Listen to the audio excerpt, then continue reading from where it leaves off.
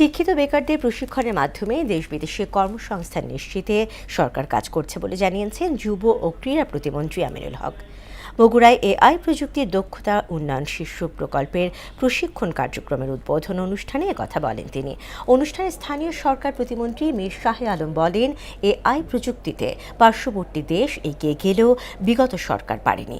তবে বিএনপি সরকার আগামী 1.5 বছরে 1 কোটি মানুষের কর্মসংস্থান সৃষ্টির উদ্যোগ নিয়েছে।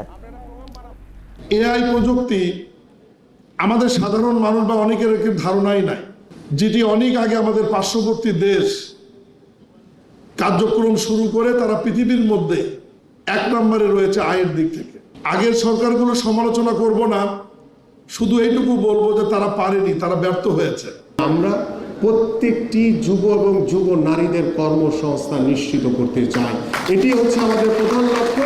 এবং আমরা কোনো শিক্ষিত বেকার যুবক ঘরে যাতে বসে না থাকে, আমরা বিভিন্ন ট্রেডের প্রশিক্ষণের মাধ্যমে তাদেরকে প্রশিক্ষিত করে, তাদের স্কিল ডেভেলপমেন্ট করে, তাদেরকে 3rd ল্যাঙ্গুয়েজ শিখিয়ে আমরা যাতে দেশে এবং বিদেশে তাদের কর্মসংস্থান নিশ্চিত করতে পারি।